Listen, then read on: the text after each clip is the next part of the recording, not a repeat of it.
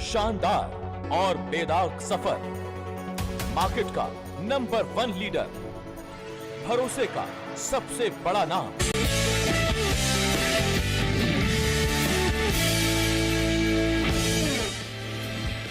दुनिया भर के बाजारों में भले ही अभी भी मंदी की चिंताएं हों, महंगाई का डर हो या फिर ब्याज दरें कब बढ़ना रुकेगी, इस पर अंदाजा लगाने का सिस्टम चल रहा हो, लेकिन भारतीय बाजार जबरदस्त मजबूती के साथ लाइफ टाइम हाई बना रहे हैं। आपको लग रहा है अरे अभी कहाँ पहुंचे, लेकिन निफ्टी है कितना दूर, मुश्किल से 200 पॉइंट।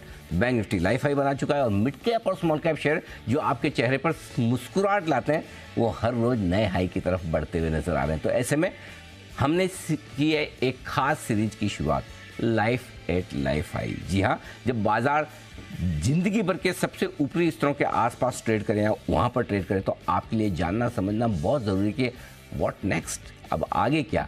अब भी खरीदारी करें, पैसा लगाएं, बने रहें, प्रॉफिट बुक करें, और यदि ये सब कुछ करना है तो कहाँ करना है, कैसे करना है। और इसीलिए इस सीरीज की शुरुआत हम करने जा रहे हैं बाजार के जाने माने दिग्गज और वेल्थ क्रिएशन के हिंदुस्तान के सबसे बड़े expert Motilal Oswal financial services के को फाउंडर और चेयरमैन रामदेव अग्रवाल साहब हमारे साथ आज स्टूडियो में आ चुके हैं। सर बहुत बहुत स्वागत है, लंबे समय बाद आपसे स्टूडियो में मुलाकात हो रही है। तो जनरली हम जब मिलते हैं लंबे समय बाद तो हाल चाल पूछते हैं, चाल बाजार की आपको बतानी है, हाल अपने बताने। वेल्थ अगर अच्छी बन रही तो आपके हाल अच्छे हैं, चाल बाजार के आप बताएंगे तो हमें पता चल जाएगा आगे क्या हो रहा है। हाँ, जैसे आपने बोला कि लाइफ टाइम हाई जी। सो यदि वेल्थ अच्छा है, हेल्थ अच्छा है, फिर सब कुछ अच्छा है। तो पहले सर हेल्थ से शुरुआत करूँ। हाँ, फिट एंड फाइन एकदम परफेक्ट। हाँ, ओके। लाइफ हाई, हाँ, ये दिख रहा है मार्केट का लगभग उन लेवल के आसपास है। हाँ, वेल्थ बन रही है सर? देखिए, लाइफ टाइम हाई है सिर्फ लास्ट 75 साल का, अगले 75 साल का लाइफ टाइम हाई। हाँ, ओके। तो ये क्या है, ये जैसे मैं हमेशा बोलता हूँ कि मैं तो 100 के इंडेक्स से चालू किया था, 100 का सेंसेक्स होता है। हाँ, तो वहाँ से 62-63 हज़ार का सेंसेक्स अभी मैं देख रहा हूँ। तो ये तो बाजार 12-13-14% से बढ़ते चले जाता है। मतलब अभी जो आपका 18,000 18,500 का निफ्टी है, तो वो 37-38,000 40,000, ये समझ लीजिए आप, ये है 23 जी। तो आपको 23-5-28 से 30 के बीच में कभी भी आपको 40,000 का इंडेक्स दिखेगा आपको। अब वो कब होगा, कैसे होगा, किस स्पीड से होगा? 2028 से 2030 के बीच में 40,000 के आसपास का निफ्टी का टारगेट बनता है।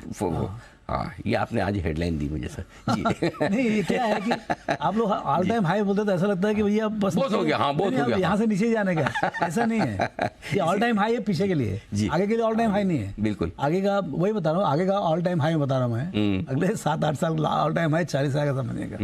अब वो ध्यान में रख के फिर उसके बाद इन्वेस्ट करना। ये टाइम बाजार से बाहर रहने का नहीं है। हाँ, ये दूसरी हेडलाइन है। हाँ, बाहर ना रहे। आपको जो खरीदना है, जैसे खरीदना है खरीदो, गंदे स्टॉक खरीदना है, सस्ते स्टॉक खरीदना है, ग्रोथ स्टॉक खरीदना है, वैल्यू, बट बाजार के अंदर रहो आप। वो बहुत जरूरी है, क्योंकि देखिए बाजार का जैसे देखते देखते ऑल टाइम हाई पहुंच गया। ऐसे जो है, हो सकता है कि जैसे लास्ट ईयर हम सोचे थे 10-15% बनेगा, नहीं बना। अर्निंग्स आया 12-15%, बट उतना से वैल्यूएशन करेक्शन हो गया, तो बहुत अच्छा हो गया। उससे क्या है, फाउंडेशन सॉलिड हो गया। एक साल करेक्ट हो गया बाजार। अब इस साल जो है, मेरे को लगता है कि अर्निंग से ऊपर बाजार चल सकता है। मान लो 12-15% का अर्निंग्स आया, तो हो सकता है बाजार 17-18-20% भी चले, हो सकता है बाजार फ्लैट रहे, 5-7% बढ़े। लेकिन जितना देर बाजार यहाँ रुकेगा, उतना ही आपका धन इकट्ठा हो रहा है। वो रेकरिंग डिपॉजिट है, वो क्यूमुलेटिव रेकरिंग डिपॉजिट है। करेक्ट। वो 2023 अभी मान लो 23-24 चला तो 24-25 चलेगा। बट क्या इतने सारी अच्छी चीजें हो रही हैं, इकोनॉमी रिकवर हो रहा है, आपका एफआई का व्यू पॉजिटिव बनते जा रहा है, earnings are shaping up, valuations are reasonable, best है। बिल्कुल बढ़िया समय, एकदम फर्स्ट क्लास समय। और आमतौर पर सेंसेक्स निफ्टी का लेवल सर को पता भी नहीं होता। कई बार जब शो के पहले पूछते मुझे सर, अरे लेवल क्या चल रहा है ये तो बता दो। लेकिन आज सर ने बोला कि अगर 2028-2030 तक इसी स्पीड से रहे, और रहना भी चाहिए, तो आप 40,000 की निफ्टी के भी दर्शन कर लें तो बड़ी बात नहीं। सर आपने कई सारे कारण बताए, मैं एक एक करके उस पर आता हूँ। सबसे पहले जो आप हमेशा सबसे ज़्यादा देखते हैं, भाई जिसमें पैसा लगाना वो कमा रहा है कि नहीं, राइट। तो ये अर्निंग सीजन, रिजल्ट सीजन भी खत्म हुआ है। इस रिजल्ट सीजन को देखने के बाद आप हमारी कंपनियों की कमाई को लेकर पहले से ज़्यादा कॉन्फिडेंट है? रिजल्ट भी ठीक आया है, ज़्यादा निगेटिव्स नहीं आए। पॉजिटिव बैंकिंग और फाइनेंस सेक्टर में तो था ही, वो बहुत जोर से आया है। ये क्वार्टर में और जोर से दिखेगा, क्योंकि लास्ट ईयर का फर्स्ट क्वार्टर खराब था, तो इस बार बहुत बड़े बड़े डेल्टा आएंगे जून क्वार्टर में। तो फिर उसके बाद जो है मतलब फिर बेस इफेक्ट आना चालू होगा और थोड़ा स्लो डाउन हो जाएगा। तो लेकिन क्या है, सबसे बड़ी चीज़ हो रही है कि जो रिकवरी थी वो के शेप थी पहले। जितने सब डिस्क्रिशनरी अपर एंड आइटम थे, जैसे कार है, कार बिक रहा था लेकिन मोटरसाइकिल नहीं बिक रहा था, अब वो थोड़ा वाइड स्प्रेड हो रहा है। ओके, अब वो के शेप नहीं दिख रहा है, ऐसा लग रहा है कि now it is wide spread recovery. Finally trickle down जो है ना नीचे के लेवल पर टीयर 3 टीयर 4 विलेजेस तक पहुंचा है। क्योंकि मैं देख रहा हूँ कि जो अभी टू व्हीलर का डिमांड जो है वो बहुत रोबस्ट है, मजबूत। अभी आप देखिए बजाज ऑटो, हीरो मोटोकॉर्प, ये सब जो है 20-25% चल गए। करेक्ट। ये चलते कि भाई अप्रैल मई में उनका डिमांड बहुत बढ़िया था और शायद जून का भी महीना बहुत अच्छा जा रहा है। तो ये देखते हुए ऐसा लग रहा है कि now recovery is becoming very broad spread. अच्छा, जो क्रेडिट ऑफ टेक है, जो ब्रॉड नंबर है, वो भी आपका जो है 13-14%, 15% अभी भी चल रहा है जी। अच्छा, उसके ऊपर से आप देखिए कि जीएसटी कलेक्शन जो है, जो कोई फर्ज नहीं कर सकता है, every month it is coming, वो भी 157,000 crore first month of the year after 187। तो ये भी बहुत अच्छा है और मुझे लगता है कि 12% ग्रोथ है लास्ट ईयर से, फिर वापस जो अगला महीना आएगा वो भी अच्छा है। सो सब हिसाब से पीएमआई देखिए आप, मैन्युफैक्चरिंग सर्विसेज तो 62-63 है, करेक्ट, मैन्युफैक्चरिंग ऑल्सो 57, सब मिला के माहौल बहुत अच्छा है और इन्फ्लेशन भी अंडर कंट्रोल है, इंटरेस्ट रेट भी पिक आउट हो गया है। तो अभी अब तो मतलब यानी बाजार में शॉपिंग करना ही पड़ेगा। चलिए, शॉपिंग तो, और वैसे तो आपके लिए तो शॉपिंग का समय वो होता है जब थोड़े ठंडे हो, मार्केट डीले हो, लेकिन अब तो फिर भी अभी यहाँ से भी अच्छी मजबूती वाला माहौल है। तो एक कारण तो आपने बताया कंपनी की कमाई मजबूत है और टैक्स कलेक्शन और इकोनॉमी की हालात काफ़ी बेहतर है, लेकिन हमारे हालात देखते तो मतलब सीना चौड़ा हो जाता है और बाहर के हालात देखते तो ऐसा लगता है कि मामला ढीला हो जाता है। आज ही वर्ल्ड बैंक ने कहा भी है कि ग्लोबल ग्रोथ का तो अनुमान बढ़ा रहे हैं, 1.7% से 2.1% कर रहे हैं इस साल के लिए, लेकिन हमारा घटा रहे हैं 6.6 से 6.3 कुछ ऐसा कर रहे हैं। तो क्या ऐसा नहीं होगा कि सर हम तो मजबूत है, हमारी तो ग्रोथ है, अगर बाहर की इकोनॉमी और ज़्यादा ग्रो करेगी तो हमारे जो कुछ ये सेक्टर्स, कुछ कंपनियां जो ग्लोबल मार्केट पर डिपेंडेंट है, उनकी ग्रोथ और बढ़ेगी सर? वो सब इकोनॉमिक्स लोग से पूछिए वो कैलकुलेशन कैसे कर रहे हैं वो। हाँ, मैंने लेकिन ब्रॉडली इवन 6.2 6.3 जो बोल रहे हैं वो भी आ जाए, वो तो 0.3 0.4 प्लस माइनस तो जो भी बोलते हैं एक साल पहले उसका सब आता है जी। उसका पता directionally they are also saying कि India is going with the fastest growing large economy, तो that you can't take away. Correct. तो ये देखिए बाजार इंडिया जो है लास्ट 20-25 साल में जो 1-1.5% ऑफ ग्लोबल जीडीपी था, अब हो गया 3.5%, लेकिन एफआई ने उतना लोकेशन बढ़ा नहीं पाया है। अब यहाँ से अगले 10 साल में जो 10 साल, अभी अगले 10 साल सबसे इंपॉर्टेंट है, कोई भी आदमी इन्वेस्ट कर रहा है तो अगले 10 साल में ये 5 से 6% हो जाएगा Indian GDP to the world. अब उसमें आप अलोकेशन कैसे आप मतलब यानी 1-1.5% पे रुके रहेंगे आप, तो अलोकेशन तो आएंगे, बहुत जोर से आएंगे, और जब आएगा तो वो गए भी तो होलसेल में गए और आएंगे भी तो होलसेल में। करेक्ट। तो बिना भाव देखे वो बेचते हैं और बिना भाव देखे खरीदेंगे। अब वो कब होगा वो मनी मालूम। तो ये जो भगदड़ मचेगी, हाँ, जब एक और लोकल मनी है, हाँ, हमारे इन्वेस्टर्स बार मैच्योर हो चुके हैं, शुरू में सब बोलते हैं रॉबिनहुड है, डटे हुए हो, बिल्कुल डटे हुए। पहले लगता था 2020 में रॉबिनहुड आए, लेकिन ये तो बड़े मैच्योर निकले, निकाल नहीं रहे पैसा, नहीं निकल है ना। अब एक तरफ लोकल मनी है, हाँ, दूसरा तरफ जब एफआईज आएंगे, ये दोनों इंजन एक साथ फायर करेंगे, तो सर मार्केट का क्या होगा? मार्केट ऊपर जाएगा, लेकिन इसमें क्या है, जो ये प्रमोटर्स हैं, जो डोमेस्टिक प्रमोटर्स हैं, उनके लिए वो थोड़ा सप्लाई करेंगे, न्यू इश्यूज आएगा, which is very healthy process. ये बाजार का नियम है कि भाई आप बाजार ऊंचा जाता है तो आपको नया सप्लाई आना चाहिए, तो बाजार उससे ब्रॉड बेस भी होता है। जो कंपनी 2 साल 1.5 साल से जिनका आईपीओ नहीं हुआ है, अटका हुआ है, वो सब कंपनी लाइन से या प्राइवेट इक्विटी के जितने एग्जिट्स हैं वो सब होंगे। तो क्लियरली जो अभी प्राइवेट में अनलिस्टेड हैं वो पैसा यहाँ पर फ्री होगा और फिर वो जाके फिर प्राइवेट इक्विटी में जाएगा। और इस तरफ जो है जो प्रमोटर्स जिनको लगता है कि भाई अभी मेरे को बहुत बड़ा घर खरीदने का है या मेरे को और कुछ करने का है, so they will also keep supplying some amount of profit booking from promoter side, वो भी होगा। सो वैसे लेकिन लेवल तो बढ़ते आएगा। एफआईज कब आएंगे फुल फ्लेज एकदम, कि किस चीज़ का इंतजार कर रहे हैं? वो तो उनसे पूछने से वो ही बताएंगे आपको, क्योंकि वो जब आएंगे तो ही आएंगे, मतलब वो उनसे पूछ के कोई फायदा नहीं, कोई आदमी है नहीं वहाँ एफआई का कोई जत्थेदार हो ऐसा कोई नहीं है, समझे ना।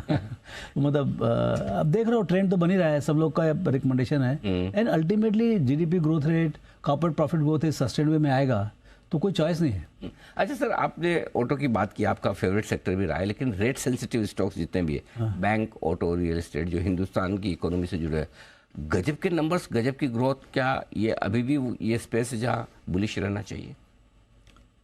लेकिन इनका ये क्या पूरा 12 महीना जो खराब था इनका, मतलब द बेस इफेक्ट है। जैसे पर्टिकुलर इन टू व्हीलर वगैरह में जो है उनका लास्ट ईयर उतना अच्छा नहीं था। Right. ये पहला साल चालू हुआ तो उनका बेस नीचे है, तो उसी कारण से growth rates are looking much higher, 20% 25% ऐसा दिख रहा है, which will come down to 12-13। अगले साल आप देखेंगे तो वो 12-15% में अटक जाएंगे वो। So clearly sustainable rate is not 20-25 but more 10-12%, 13% इस टाइप का आएगा वो। सो लेकिन जैसे आपने रेट सेंसिटिव में आपने रियल एस्टेट की बात की, तो रियल एस्टेट जब पहले तो ड्यूटी कट ओवर हुआ शुरू में 1.5 साल पहले, तो लोगों को लगा भाई चलो उसकी वजह से हो रहा है। अब लेकिन डिमांड सस्टेन्ड है अक्रॉस इंडिया। सो मेरे ख्याल से रियल एस्टेट एक बहुत बड़ा सेक्टर है। और जैसे बाजार से भी जो है ना, जब बाजार में जो वेल्थ क्रिएट होता है उसका भी कुछ पोर्शन जो है रियल एस्टेट में जाता है। करेक्ट। अच्छा, इस बार क्या बाजार में इतना ज़्यादा डीप करेक्शन नहीं हुआ, बाजार रुका जरूर एक साल से, like last year was a flat year, तो बाजार रुका हुआ था। उससे क्या हुआ कि सब लोगों को जिसका मान लो 10 करोड़ का 20 करोड़ हो गया, उसको यदि 5-6 करोड़ निकालने का, तो बहुत आराम से उन्होंने बेच के रियल एस्टेट में डाला है। तो इस ढंग से जो है ना, अब रियल एस्टेट के लिए जो कैपिटल सप्लाई चाहिए वो मिल रहा है, और वो बहुत कुछ जो है ना वेल ट्रांसफर हो रहा है from stock market also. So as a market goes up यहाँ से, जैसे मान लो 18,000 का 20-22 हज़ार होता है, तो मेरे लगता है इसका ज़्यादा इफेक्ट आएगा आपको रियल एस्टेट में बूम। बिल्कुल, रियल एस्टेट सेक्टर में भी बूम होगा, और जाहिर सी बात है उसका असर फिर स्टॉक्स में भी आना ही आना है। अच्छा, एक और बैंक्स को लेकर आपसे राय लेना चाहता हूँ। दो तरह के व्यू बड़े स्ट्रॉन्ग है। एक तो ये कि भाई बिजनेस जोरदार सब कुछ है, दूसरी तरफ काफ़ी लोग जानते हैं कि जो नेट इंटरेस्ट मार्जिन से पीक आउट हो रहे हैं, अब थोड़ा रुकना चाहिए। तो आपका व्यू क्या है इस वक्त बैंकिंग सेक्टर पर? देखिए, अब हम तो किसी न किसी बैंकर से हमेशा ही मिलते रहते हैं, हर हफ्ते एक आध से मुलाकात हो जाती है जी। तो सब यही बोल रहे हैं कि भाई it's a dream run right now. Dream run? हाँ, मतलब highest margin and lowest credit cost. तो अच्छा, डिमांड में बहुत बढ़िया है, ऐसा नहीं कि डिमांड में कुछ एकदम। अच्छा, दूसरा क्या है कि इन्होंने जो कोविड के टाइम में जो भी राइट ऑफ किए थे वो सब रिकवरी भी हो रहे हैं। सो सब तरफ से उनके मतलब हालत अच्छी है और क्रेडिट ग्रोथ अच्छा है अभी भी। सो मार्केट का एक नियम है कि भाई एकदम टॉप हो गया तो मतलब सिक्लिकल है, चलो थोड़ा सा प्रॉफिट बुक करें, थोड़ा स्लो जाए। लेकिन मुझे लगता है कि क्रेडिट लेंडिंग तो हुआ ही नहीं अभी। लेंडिंग तो सिर्फ 12 महीने हुआ है अभी, उसके पहले तो पूरा कोविड के कारण से इफेक्टेड था और क्लीन था। सो बैंक के तकलीफ चालू होने के लिए कुछ ना कुछ क्रेडिट एक्सपांशन होना चाहिए, और गलत क्रेडिट एक्सपांशन होना चाहिए। अभी तो जो एक साल में बहुत हेल्दी क्रेडिट हुआ है, अभी यहाँ से जो है ना थोड़ा जब मतलब रेस चालू होगा तो बहुत ज़्यादा क्रेडिट होगा और बहुत गलत ढंग का क्रेडिट होगा, वो अभी चालू नहीं हुआ है, वो अभी समय है। हाँ, वो और आरबीआई भी गार्ड में है, बैंक भी बहुत गार्ड में है, एंड सो बिना गलत काम किए भी उनके पैसे कमा रहे हैं अच्छे से। तो मुझे लगता है कि अभी भी it is too early to call the top for the banking. बड़ा इंटरेस्टिंग आपने बताया, अभी भी थोड़ा वक्त है, इतना जल्दी टॉप आउट। हाँ। एक और स्पेस जो पिछले साल 2 साल में बड़ी सुर्खियों में रही है, पैसे टूटे भी हैं लोगों के, बन भी रहे हैं थोड़े थोड़े, ये न्यू एज ई कॉमर्स कंपनियां जो आईपीओ आए हैं, वो बहुत इंटरेस्टिंग होगा। हाँ, सो सर आपके व्यूज जानना चाहता हूँ मैं, क्या मतलब अब ये अच्छे लेवल आ गए हैं जहाँ पे पैसा लगाया जाए, या इनसे डरते रहना चाहिए? थोड़ा ऊपर आ गए, उससे थोड़ा ऊपर अच्छे लेवल से थोड़ा और ऊपर आ गए, जरा समझाएं सर।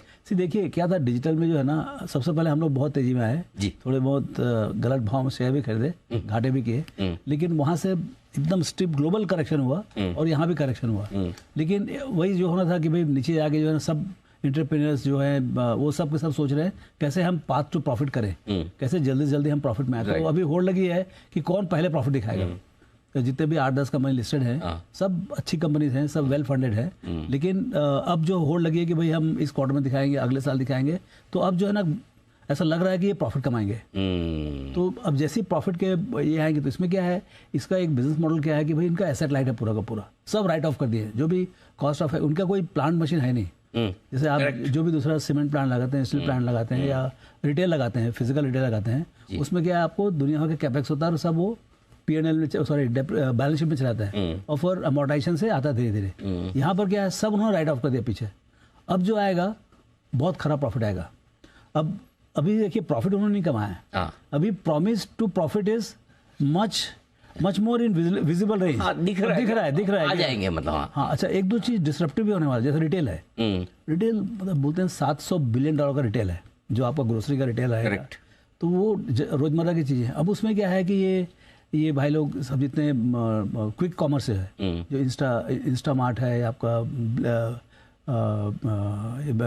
इसका क्या नाम है, जोमेटो का जो है, हाँ, ब्लिंकिट जैसे दूसरे 3-4 हैं, हाँ। वो सब जो है वहाँ पर बहुत अच्छी तरीके से मतलब यानी वो अपना डार्क स्टोरेज सेटअप करते आ रहे हैं और बहुत फास्ट ग्रो हो रहा है। तो फूड कहता तो था ही उनका, लेकिन ये दूसरा बिजनेस जो है ना is also becoming very interesting और बहुत लार्ज अपॉर्चुनिटी है एंड ग्रोइंग अपॉर्चुनिटी है। तो ऐसा जो है मुझे लग रहा है कि यहाँ से भी इस सेगमेंट से 1-2 बड़े कंपनी निकलेंगे, मतलब 50-100-200 बिलियन डॉलर वाले समय से इवेंचुअली निकलेंगे, पक्का निकलेंगे, क्योंकि कॉन्सोलिडेट भी है। देखिए आपका जब बिजनेस चालू हो रहा है तो पहले 25-50 कंपनी होती थी, करेक्ट, वो धीरे धीरे करके घटती थी। जैसे हम लोग ब्रोकिंग चालू किए 80 में तो 500 कंपनी थे, अब जाके 10-15-20 हुई। तो यहाँ पर क्या है, शुरू से ही 2 कंपनी बस।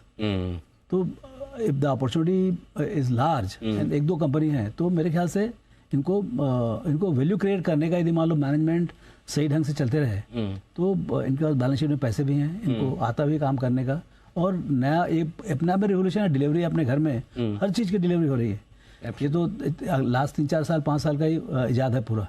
सर ये इंटरनेट से जुड़े हुए, डिजिटल इंडिया से जुड़े हुए कई सारे नए स्टॉक्स हैं, नए थीम्स हैं, क्या वहाँ पर आप पॉजिटिव हैं, बुलिश हैं? हाँ, मतलब एक कंपनी वाइज देखना पड़ेगा, but digitally powered business model जो है, डिजिटली पावर्ड, हाँ देखिए आपका बिजनेस ओल्ड स्टाइल का ही है, हाँ, इससे फिजिटल, जैसे क्या है गूगल है और फेसबुक और है, ये सब क्या डिजिटली पावर्ड है और डिजिटल डिलीवरी है, पूरा कंप्लीट डिजिटल है, एंड टू एंड डिजिटल है। कोई मतलब प्रोडक्ट भी डिजिटल है और प्रोसेस भी डिजिटल है।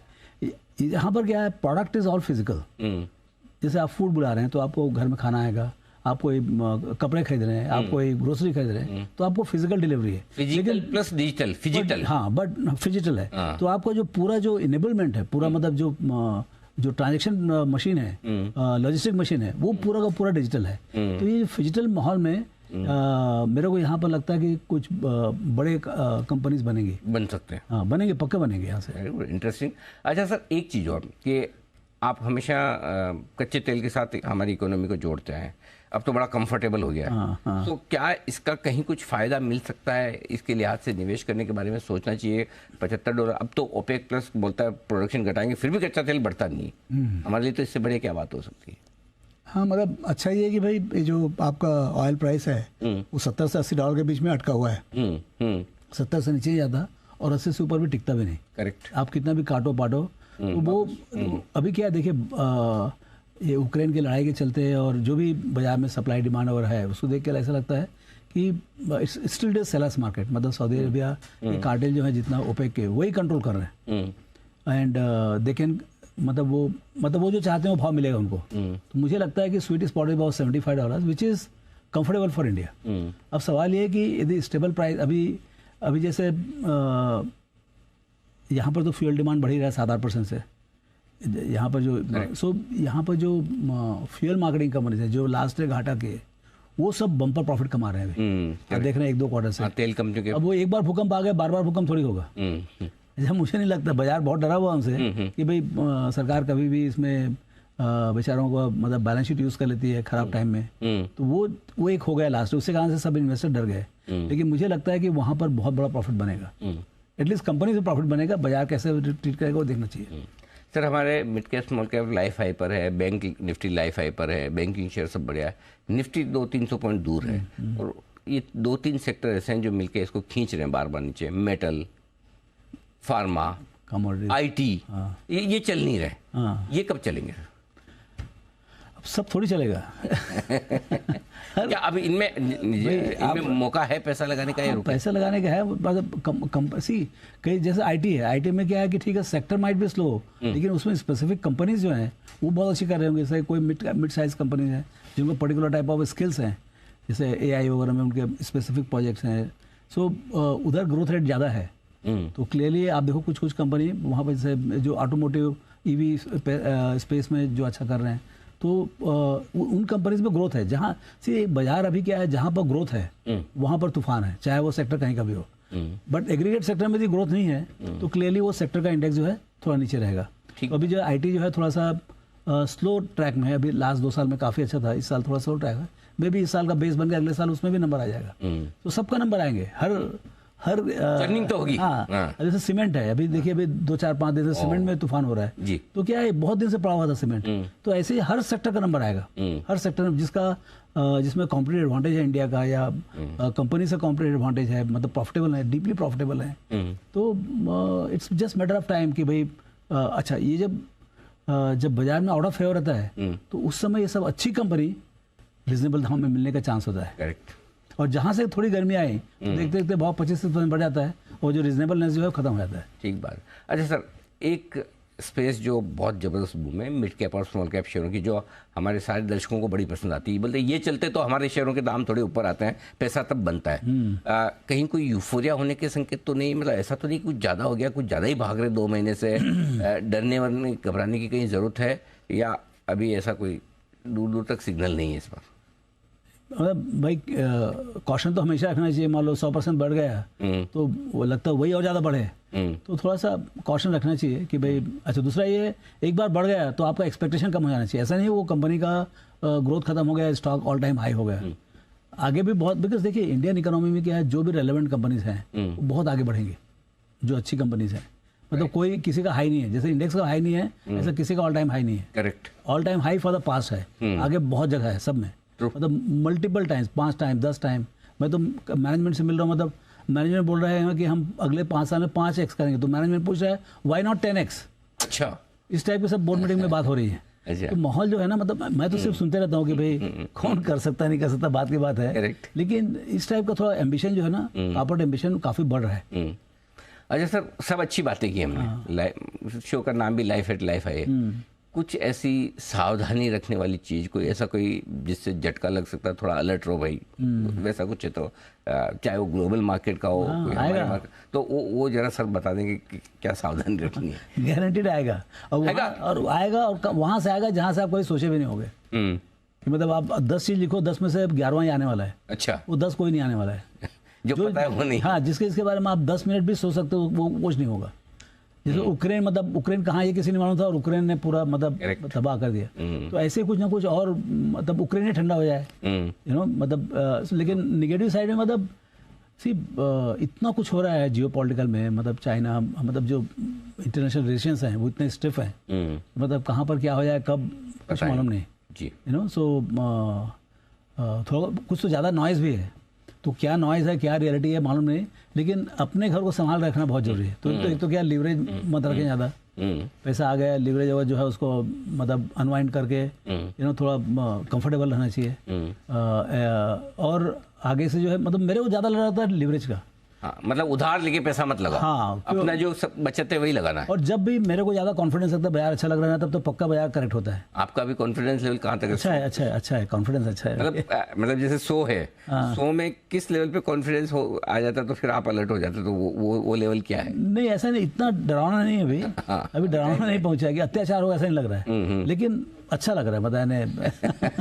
तो ठीक है, अभी थोड़ी अपसाइड है, अभी निफ्टी का लाइफ हाई भी देख लेंगे, थोड़ा और बढ़ जाएंगे। सब बहुत कॉशन में है। बैंक्स, अब देखिए पूरा रिकवरी जो है is led by banks, and banks have perform like fantastic, right. So across the board, मतलब mid small large, even public sector, पहले खाली प्राइवेट सेक्टर करते, इस बार तो पब्लिक सेक्टर ने भी लीड दिखाया। SBI वो रिजल्ट जो है ना, वंडरफुल रिजल्ट है, और आगे और भी अच्छा आएगा। तो मेरे ख्याल से economy is in good shape, मतलब there is no reason to be fearful.